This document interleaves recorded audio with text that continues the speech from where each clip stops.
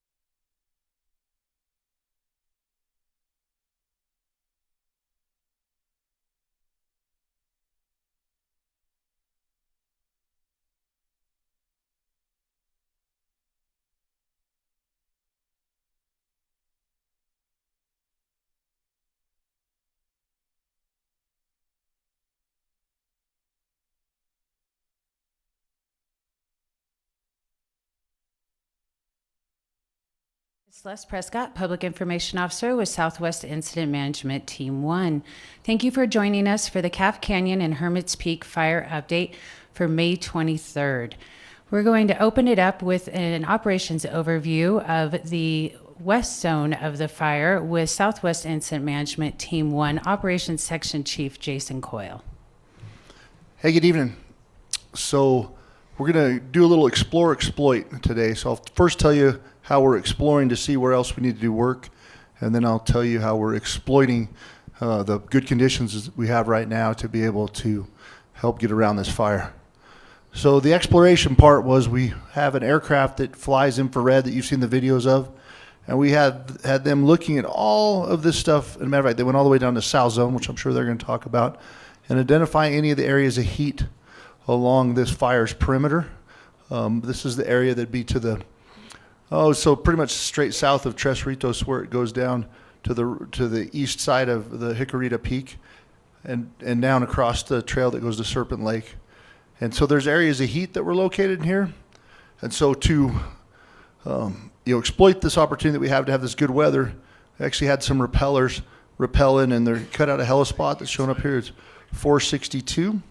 And they're going to continue to work to identify other helispots along the edge of the fire in this area. You know, with this big ridge system here, we're not really concerned right now about fire moving further to the west. But there is a few stringers of timber in it, especially when you get down here where it could get on the opposite side of the ridge, the same big ridge system that goes down there to North Truchas Peak. And what we don't want to have happen is as that snow melts off, and if some of the big logs that may have caught fire are still hot, it has the opportunity to start moving again and get around there. So we want to make sure we get that out. Going around the perimeter, we'll end up here at Division Mike where the majority of the work was, but going around the perimeter, they've gotten the dozer line all the way into the hard corner right here, just to the north of Ripley Point. And they're working to find, there's a ridge here, you can't really see it on this map, looking to find the opportunity to take that dozer line down and tie it in with what we're calling Thumb's Thumb right here on the northwest side of the fire. The dozer line's completed all the way out here to the road system, and that work and improving this road is going to continue until they can get this tied in all the way to the fire's edge there. So going up around, we add resources out in and around Lana Largo in the event that there's any fire activity or if there's any initial attack. Going up the 518 road, no real work done on the 518 road today. We've done the prep work that we can with the highway open, and we're not going to engage in any more work along that highway unless it's necessary, and that would require us to close it. The northern line here between, this northern line here, that's what we call Division Sierra and Division Victor. All the dozer lines in, and now that cutting that we talked about the other day is continuing back to the west. Got a lot more equipment in there to work on that today, so we're believing that we can really pick up on our production rates. At the same time, this line down here to the south, going to tie them back into the north end of Division Kilo, is being worked on with the intent of getting it tied into this fire's edge. The crews, the hotshot crews that we're working up on the north end of Division Kilo today, continue to mop this up. We think one more day with those crews in there just to patrol it, especially as we just want to make sure that this is completely secure, because it's one of those areas where we'd have the least amount of time to respond if something picked up in there, and so we're just really making sure that fire is controlled. Going down south of Chacon along the 121, I understand the power is turned on today, and that was due in large part to our ability to complete this burnout operation. As you can tell, there's still some pockets in here that'll close up over the coming days, but having the fire all the way down to our control lines allow us to extinguish that fire. And then, in 2 or 3 days, I think we'll be able to consider this fire out and that it's safe to be back in the areas adjacent to it without it getting over. All right, so going around to the south here, this section of the fire has shown cold for the last several days, all the way down to the 518 road. And tomorrow we're going to get some field observers. They're called FOBs, that's what we call them, but basically they're people that work for plans that map things. We're going to get in here and look at this dozer line and make sure this dozer line is mapped correctly, and then map where the fire's edge is along here, and especially any place that there's heat along that fire's edge, because we don't like lines that the fire's not exactly up to, because it gives an opportunity for something to kind of creep into to new fuel and catch fire. So we want to make sure that this edge, although it hasn't shown any heat in several days, that it's dead out. All right, going back to near where we started up in Angostura, hotshot crews are inserted in here all the way along the Thumb's Thumb and then back to the east towards Angostura. You got 5 crews in there. We think it's going to take 3 to 4 days maybe to secure this edge, but they're making good progress. Have those heliwells and then the mobile retardant base down here it's called the Airwolf well that they've got set up that will allow them to deliver water quickly, make quick turns on the trip, and help them being successful in supporting those ground crews as they deal with that difficult work that is necessary for us to contain the northern part of the fire. With that, end of report. Thank you, Jason. We're going to turn it down to our friends on the South Zone with California Interagency Incident Management Team 5 Operations Section Chief Alex McBath. All right, good evening. Like I was introduced, Alex McBath, Team 5, with your update for the South Zone. Go ahead and start in the north part of the South Sun up by Gascon. Everything's looking good. Upper Rosita, Lower Rosita, Lone Pine Mesa, everything's looking really good. The folks were in there today. They're not finding a lot of heat, and any heat they are finding is way interior, away from any of the structures, and no threat to those structures. Coming on around to the east side, nothing's really changed over the last 3 or 4 days on the east side. They're not finding any heat all along the east side from the 518 all the way down through Las Vegas, over to Mineral Hill and down to El Barro Peak. Everything's looking really good. Going a little bit to the west over to Barrielas Peak, they did find a little bit of heat, but it was, I don't know, 50, 60 feet interior. Just a little bit of stuff smoking around there, and they got on that and put that out. But the line that runs north and south from Barrielas Peak down to El Barro is looking really, really good. So we may see changing color in that real quick. You probably would have already seen it if this finger hadn't come out, but it had. Now we got dozer line that runs down all the way to the road 203, and that's just burned yesterday. So we have a lot of heat up next to that dozer line. So as you see these colors change, it's based on the fact that we're pretty sure that there's no threat to the line, and that it's been mopped up a sufficient distance into the black that we won't be getting any spots across that line. So this piece here is maybe another day or two out, and it'll be dependent on this finger that goes down to the road 203 between the 82 Alpha Delta Road and the ridge that comes down to the 203 on the north. So everything's looking real good. This fire backed down, and the crews were able to bring some fire down to 203 to lock it all in down there. They've been on it all day, mopping it up. Everything's looking really good. We did have some thunderstorms, as I told you last night. The erratic winds are not a good deal, and they came in. We got erratic winds, and we did get 5 or 6 spots down here on this corner that the winds pushed over. They were within, a rock's throw from the road and in between the retardant and our line. They picked them up. The biggest one was like 10 by 100 foot. So, those erratic winds still are pushing that potential for this thing to spot out. So we have a lot of focus down here with crews, heavy equipment, engines, still doing a lot of work down in there. Moving on up to the north, the finger that came out into Bull Creek, it didn't move a whole lot today. We put 4 crews into the top end of this, the north end we're calling it, of the finger, and they made it about 3/4 of the way. They're guaranteeing me that if there's no major movement tonight, they should have that locked back up into the skyline by tomorrow. So that's good. That's really good line construction direct along that northern side. So what that'll leave us in the coming days is a horseshoe in here that will need to burn out. And talking with ops today, there's a lot of heat still in there. So we're going to be in there for a few more days, making sure that this fire doesn't spot across the 203 road. In addition to that, they have the primary lines prepped, and they're starting on some alternate lines down, coming out of lower Colonolas and upper Colonolas, and those will be running north up towards Pecos Corridor in case something should get out of there.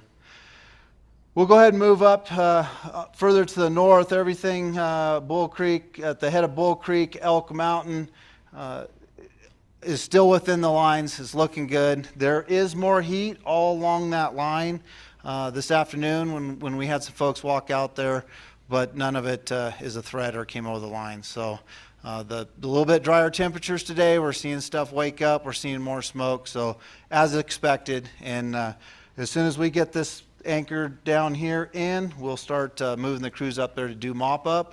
We have crews coming in that specialize in that type of activity just for that, type 2 crews, and they'll be really in there for the next couple weeks mopping that up. But we should see a real good advancement all the way up to Elk Mountain here in the next couple days, so we're happy to hear about that. Now, as you heard, we had an IR aircraft, fixed-wing aircraft, fly from the zone break with the West Zone Division Mike and our Division India all the way down to Elk Mountain. We got video of that and took a look at that, and we still aren't seeing much movement in any of that line up there, which is really, really good. There is heat, and I mean, it's not out up there by no means, and there still is potential, and we do have, we're starting to solidify a really good plan to go in there and deal with that piece, as well as with the piece coming out of Geronimo up the Iron Gate Road to the wilderness boundary, and then they got a plan to go all the way up to the zone break along the wilderness, and they're just putting together the right tools to utilize for that piece of line. So the structure protection over in Holy Ghost and Geronimo and Bull Creek is ongoing, and it's looking better. Another couple days in there, and everything will be solid, prepped. And then they'll reevaluate where they need to go next. But right now, with the fire activity, we want to get that completed, and that's a priority. We did use aircraft today. We flew the UAS a little bit today to provide IR for these crews that were working here in the upper end of Bull Creek to help them identify any potential hazards and or fire that they weren't aware of. And so we did utilize the UAS today. Overall, a good day. Everything stayed within the lines, and we'll be moving on to tomorrow and advancing a little more. Thank you. Thank you, Alex. And we're going to turn it over to our partners on the East for California Interagency Incident Management Team 2 Operations Section Chief Keith Garola. Great day on the East. A lot of good work, complementing the work that's been done in the previous weeks. Again, moderated weather allowed us to get in close and start looking at a lot of detail, especially up here just north and west of Guadalupita. This below that to south still in patrol status, and we're looking at transitioning to what we call suppression repair. We're not going to affect any of the control lines, but we're going to go in and a lot of the brush that was cut around the structures, we're going to go in and start chipping that and lessening that that hazard that would still be there if we didn't take care of that. So we have a lot of equipment that came in today, a lot of chippers, a lot of other logging style type of heavy equipment in order to start improving all of our lines throughout the entire fire. Let's go back to this area here just northwest of Guadalupita. Again, this was black line today.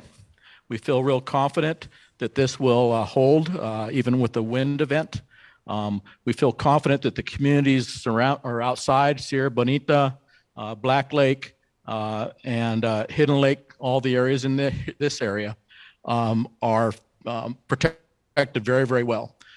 Besides the direct line that was in here, the contingency lines, the secondary lines that we have are all in place, and we're continuing to improve those. The little bit of open line that we have here between the 20-acre slop that we had a few nights ago and the zone break, this is being worked out real heavy with our hand crews with helicopter support. And again, I mentioned those secondary lines that are in. If by chance a thunderstorm did kick something out, we feel real confident with the current state of the fuels and also with our secondary containment lines that we would be able to pick it up. Moving up to the north, up into Division Tango, the work that's been done previously, just starting to improve that. Again, I mentioned we had some more heavy equipment come in, and we're starting to just improve the line that's already in place. That goes from Tango down here into Oscar, and then surrounding Angel Fire is Division Lima. So a lot of good work taking place out there. The crews again are taking advantage of the moderated weather and making good progress. The same thing up here is we're looking to do a lot of chipping and trying to get rid of the fuels that we had had thinned out in order to make this break. End of report. Thank you, Keith. And I wanted to give some updated numbers for those that are not able to see the ticker on the bottom. We currently have 311,252 acres being reported with 41% containment and 2,957 personnel assigned to the fire. I do want to extend our thanks to the radio stations that are broadcasting this live for those that are unable to join online. We really do appreciate you helping get the word out. And we're going to turn it to fire behavior analyst Stuart Turner.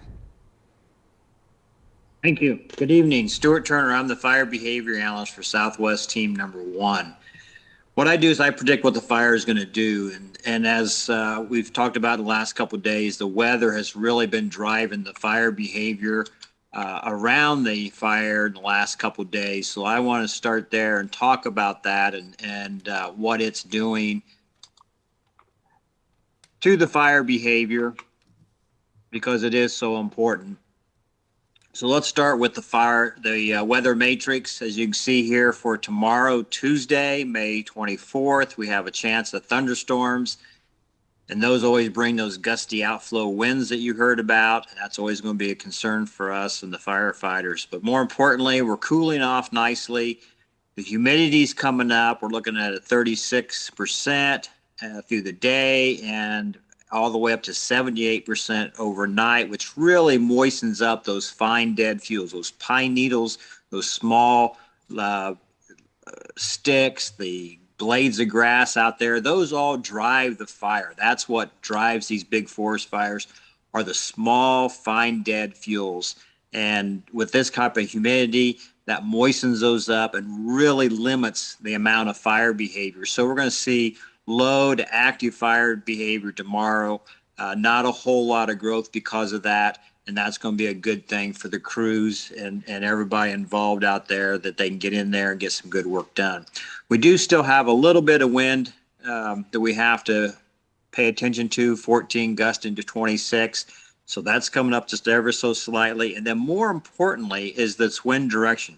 Notice that we have this northerly component to it, starting out of the northwest and moving over to the northeast. And that's going to be problematic because that'll help push the fire in a new direction and expose unburned fuels to that fire and perhaps make some spread in a direction we haven't seen spreading around. And then the chance of thunderstorms is going to be 40% for tomorrow. As we look out through the week, we see another good work day on Wednesday, and then Thursday we start the drying trend, and then by Friday we're back to the same old critical fire weather that we've been experiencing for many, many days on this fire. Probably going to end up with some red flag criteria on those days, Friday, Saturday, Sunday, and of course fire behavior will begin to pick back up, and it will expose any weaknesses that we may see out there in the lines or interior stuff.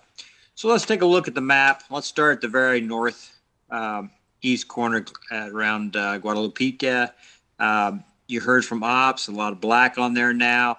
I don't expect to see any movement out of this area. The winds should be very favorable coming out of a northerly direction, whether it's northwest or northeast. Everything should be very favorable for those folks there as we extend all the way down the entire east side. Not expecting to see any problems there. No movement, no heat really to speak of. That north wind always has that chance of showing some weaknesses, but that's been tested for many days and not expecting issues there.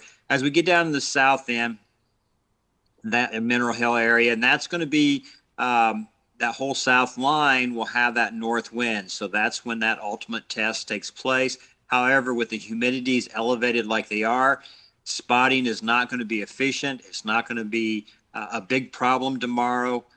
So I'm not expecting to see any issues there. Now, as we come around to the southwest corner of the fire and the Colones area, those two fingers that came out, those are probably the most problematic areas we have on the fire right now. They're getting a good handle on them, but as you heard from operations, the donut hole between the two fingers is still open. This lower finger is backing down slope, and so you'll still see some smoke in there. And then, of course, with that north wind component on that northern finger, that's going to help push the southern boundary down into that donut hole and clean that up. Now, it's also worth noting this lower finger still has a pretty good sized donut hole of unburned fuel in the middle there, and that will clean up over the next several days. So do continue to see some smoke coming out of here, but I don't think you're going to see any growth outside of the containment lines or outside of the control lines there. It's all going to be interior stuff or cleaning up between the two fingers. And then as we progress to the north along the western boundary, a little bit of activity here and there, not a whole lot of movement. The fuels are pretty moist, so I'm not expecting to see any kind of perimeter growth there. Let's get all the way up to the northwestern corner, Angostoria. Once again, things are holding pretty well in there. The northern winds will be very favorable. Everything will kind of blow back into the black. I'm not expecting the wind to push anything out across the lines, so that is not expected to grow at all. Good working conditions for those crews in there. And then as we come up and around Chacon and down the 121 corridor, things will start to clean up in there. We're going to see interior fuels continue to burn, but not any kind of perimeter growth to speak of in there. And then once again, the entire inside the perimeter of the fire still has pockets of unburned fuels, some heat in there, primarily on the western side, but there still will be some interior burning inside the fire tomorrow. So that's all without any kind of thunderstorm activity. Remember, we talked about the outflow winds. If a thunderstorm sets up and starts to produce some outflow winds, very strong winds from a wrong direction, an east or a southeast or something like that, we may see a little bit more movement. You may see some spotting across the line. However, with the moist fuels that we have around the fire, I'm not expecting any of those to take or be any problem for the crews to pick up, as long as they have their aircraft flying and assisting with those. And that is the end of my report for tonight. If you have any questions, I'll be around to answer those. Thank you. Thank you, Stuart. We always appreciate your detailed reports. I'm going to turn it over to Taos County Sheriff Jerry Holgriff for an update on what's happening in Taos County. Good evening, Taos County. You guys remember on Friday I pointed to the weather map and said green, good, and then I pointed to this map and said green, not good. Remember that? Well, today we've got some positive changes. We were able to move the Highway 73 corridor, that's right through here, back. That's now open. You can go home, folks. And, kudos to the fire crews that held this out here. We needed that corridor for the fire trucks and the heavy equipment. And community, I couldn't be more proud of the cooperation, the assistance, the willingness to give them that so they could get in here and put these containment lines. And they felt very confident that those are going to hold. So at this morning's meeting, as well as yesterday, the discussions were had and that corridor changed. Greater Penasco, you stepped down to gray, just to preparedness. And a lot of good work going on down in there. Very impressive around Greater Penasco. The amount of debris that's been moved away from houses, limbing of trees, and the cleanup efforts down here has been fantastic there and up here on the 64 East corridor through all of that as well. So with that was changed. The other significant change is from Highway 518 at Rockwall. We were able to push the control point for the road closure all the way down to Sipapoo, back where it was before. That's mile marker 52 at the Sipapoo Resort area. So that's good news. That's encouraging. These folks can go back home, and you do have electricity restored in that area just to Sipapoo. The area of green in Angostura down here is still without electricity or power, and it still remains in green. Go status because there is a front of this fire line. They've done a really good job of containing that, keeping it pushed up on the ridge, but there is still that concern in that little area. We're going to reevaluate daily. Maybe tomorrow we'll have an announcement, maybe by Tuesday. The weather conditions are favorable for the next few days. The hotshot crews and fire crews and the aerial support is doing wonders on this fire. So with that, I have nothing else. I'll stick around if there are any questions in the comments. Thank you, Sheriff. We always enjoy hearing about those evacuation levels being downgraded. I'm going to send it back down to our partners at the South for an update from San Miguel County Sheriff, Sheriff Lopez. Good evening, everybody. So another good day for operations in terms of getting a lot of good work done on this southwest end of the fire. With that, I know there's been a lot of questions coming in, primarily for the areas that are on that Pecos corridor where we're really dealing with the fire still. So again, from the Monastery Lake north is still in a go status. That includes Holy Ghost, El Macho, Tres Las Cunas, and Lower La Posada. And then, of course, upper and lower Colonias, Bull Canyon, and Cow Creek. They're still all on a go status. It's been a few days now, and I know we've had some good weather, probably some of the best weather we've had since the onset of this disaster or this fire. And with that, we've seen a lot less smoke, a lot less fire, but it's still out there, and they're still working on getting things in a good state. So. You know, you heard the report from operations and them talking and what they're doing and securing their lines. And so as we look at our set go statuses, already set go statuses, before we move anybody back in, we have to ensure that those lines have been tested and that we're not going to be moving people in and moving them back out. We want to ensure that it's safe to move people back in, and that we're not going to have to be dealing with pulling them back out. And that's a big deal. As I always tell you, safety is our primary concern in terms of law enforcement and public safety. So just understand that just because we have had a few good days of weather, really laying the fire down a bit, it doesn't mean that we're out of the woods yet. As you heard from operations or from Stu on the forecasted weather, we're going to get a drying trend starting Friday and through the weekend again, and possibly some more red flag winds, which once again are going to test the fire and where it's at. Granted, the team has done a lot of really good work, and I've been really impressed with the work that they're accomplishing with the time that's been given with this break in the weather.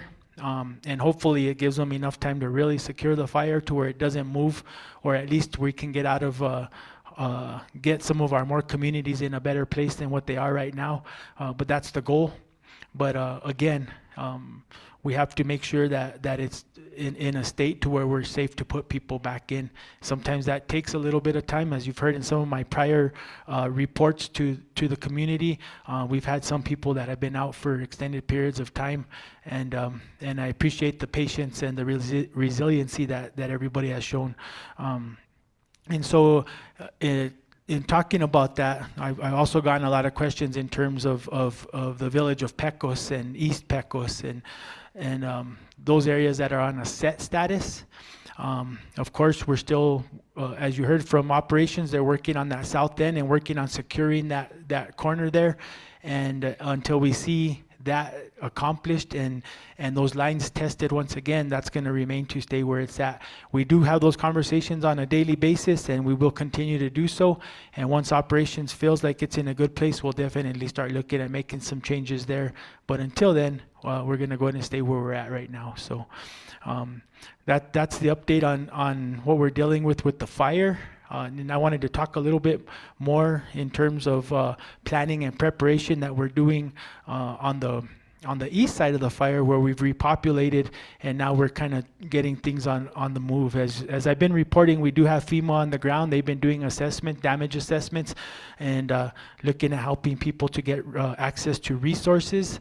On another note, we've also been planning and putting things in place in terms of what potential of flooding we might have. We're starting to see some burn severity maps that are coming in, which will give us an idea of some areas that we really have to concentrate on within the county. And I know the county has actually put together a team so we can start addressing some of those areas and putting some plans in place for when we might get those floods if they come. If we do get the monsoons, we want to be ahead of the game. We want to have resources in place.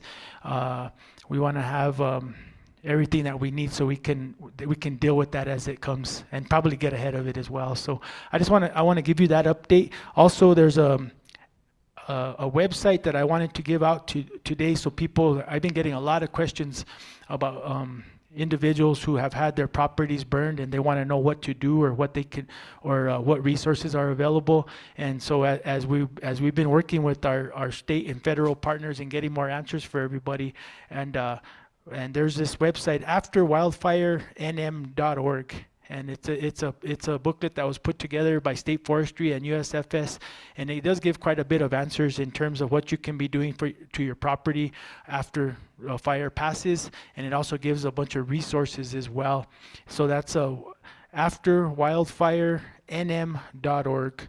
And so that's something you can start looking at. It'll give you some ideas for what you can be doing, resources that are available, and also for planning, and also planning with local government, which is us, in terms of what we're doing as well. So we can all get on the same page and we can start getting things together. As like, I know a lot of people are really concerned as we're looking at probably 6 weeks out in terms of possible flooding and what that might look like. And so I really want to thank the BEAR team, for their work and efforts that they're putting out right now, and in terms of getting us some of those burn severity maps so we can do our planning and be ready for the floods if or when they do come. And so that's something that I did want to mention, and hopefully we can get some more information out to you in the coming days in terms of that website, and also some resources that we'll have available. So that's the end of my report. Thank you. Thank you, Sheriff. We'll be sure to share that link in the chat for the website. In addition, if you watch this Facebook page, you will see more information coming out from there in the next couple days. And now I'm going to turn it over to Mora County Under Sheriff Amric Perdilla. Thank you, Ms. Prescott. As always, Sheriff Lopez, great information that you provided with us. I know when we first started off this journey, I'm going to refer to this big map over here. When we first started this journey off, we never seen black line like this before. And look at where we're at today. The amount of black line that has been established by the team, the boots on the ground, everybody that has put in their hard work into this, we do see a light at the end of the tunnel. And my hats off to the operations team, the individuals on the ground as well. Awesome work today up in the Guadalupita area, holding that fire, making that line secured. Also up in the Chacon area, great teamwork, great work as well up in that area, controlling the fire, doing their operations that they need to do to make sure that they secure that line and control that fire up in the Chacon area. With that, let me direct your attention to this map on this side. Sorry, I'm going to turn my back to you guys real quick. So we hadn't had any major updates on the map, but as I had stated before, after some very deep and great discussion with the team, we've felt that it's been necessary enough to, for us to open up these areas, and it's been safe enough. So I'm going to start here on the west side of the map, on the west side of 518. We're going to go to the Buena Vista, the Cebollita, South Carmel, Peñasco Blanco, Leduc, Upper Murphy, Santiago Creek, almost Pacheco Village. All those areas have been moved now to the red status. So that's the ready. And that's including Buena Vista as well. Everything up north on 518 is still going to be the same. Lucero, Rainsville, Ojo Feliz, Los Hueros, Ocate, not on hold, are going to stay in the yellow. Now we go back onto 518, we're going to go up to the 434 corridor, and that's going to remain on the yellow status as well. We had a roadblock up in that area on the 434, about approximately mile marker 16, 17, right at the Coyote Creek State Park. That roadblock has been lifted, and we felt that it's safe enough to put the Sierra Bonita area that was on the green status back to the repopulation status as the yellow. So there's no longer a roadblock there, and the people in the Sierra Bonita area are allowed to go and to start repopulating that area as well. If we travel back onto the 518, we're going to continue up north, and we're going to go into the 121 corridor. There's still a roadblock on the 121 just due to the nature that there's still active fire and smoke and heavy fire apparatus and fire personnel in that area. So the roadblock is going to remain at the 518 and the intersection of 518 and 121. If we go back onto the 518, we're going to continue to travel northwest, and we got the Holman West area. That polygon that was in the green status is going to be moved back, and we're going to downgrade it a little bit back to the repopulation, and we're going to move it back to the yellow. So all residents and individuals that live in that area will be able to repopulate.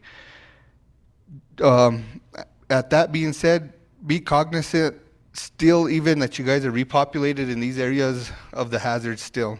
You know, there's still heavy smoke, there's still debris that has been burnt. There's still a lot of obstacles in the way that it's safe enough to return, but still keep your head on a swivel, like myself and Sheriff Lopez and everybody has stated before.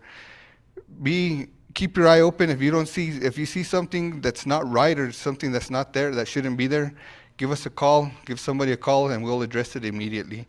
Again, just for the individuals that are going to start repopulating up in the Sierra Bonita and Holman West area, and everybody that's already in the repopulated areas, if you guys are experiencing any respiratory issues due to smoke inhalation, anything of that nature, feel free to call 911. We have our local EMS personnel ready to rock and roll at a moment's notice. So don't hesitate if you guys are experiencing any symptoms due to the smoke, don't hesitate, give us a call right away.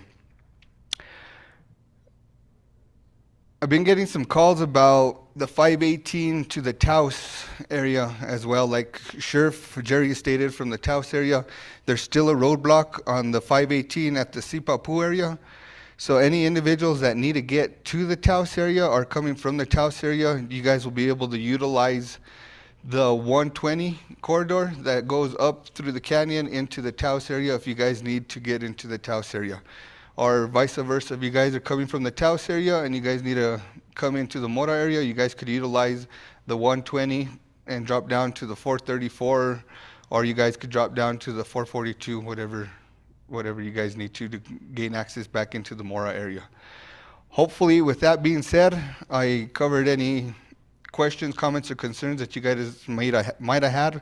But at that, I'll be sticking around for any other questions that might arise during the conference. I'll be here. Thank you. Thank you, Under Sheriff. That was lots of good news for Mora County residents, and we're happy to hear it. I'm going to turn it now to the Colfax County Sheriff, Leonard Baca. Good evening, everyone. Update for Colfax. Today we were able to move Angel Fire east and west back into the ready status. Hidden Lake, Black Lake, and Black Lake Resort are still in set status. But with the news from operations, everything that has come out over today's discussions and this evening, there may be further changes. We're assessing those and talking about that daily. Also, the 434 roadblock that we had at milepost 24 has now been lifted. So anybody that needs to get to Taos can also use that 434 corridor. It is open all the way as well. There is still a lot of firefighters and heavy equipment in the area working on those additional contingency lines, and a lot of work going on in those neighborhoods. So just be aware of that, be safe and be careful. Hats off to all of the hard work that all of these teams have put in, and all these firefighters that have come in to help all of our communities. That's all I have. Thank you. Thank you very much, Sheriff. More good news coming out of Colfax as well. And I'm going to go ahead and hand it back over to our partners on the East, California Interagency Incident Management Team 2, Incident Commander Nikki Johnny. Evening. So there's a lot of moving parts and pieces, repopulation going on, downgrading of the polygons for the evacuation areas. And I just wanted to say thank you for your patience through all of this. We still have firefighters working in those areas. They'll be sharing those roadways with you. So like Sheriff Baca said, just be conscious of them. This is the time we have a great opportunity, a small window where we can get in and get some good direct line in, some mop up. And also it's an opportunity for us to lean forward and kind of get in that offensive mode by putting in those contingency lines that we've talked about. I think that we'll be ready, prepared for the next wind event with these contingency lines coming in. And again, I wanted to say thank you for all your hard work out there, for the firefighters that are listening, and for the residents that have been patient. Thanks again. Thank you very much, Incident Commander Johnny. And I'd like to extend a congratulations to your daughter on her college graduation, and to all the other graduates right now. I know it's a crazy time of year for these graduates if they're displaced. And at this point, I understand there aren't a lot of overarching questions. We would like to extend a huge thank you for your continued support and words of encouragement. They are very much appreciated. With that, we'll see you at 6 p.m. tomorrow night, and stay safe.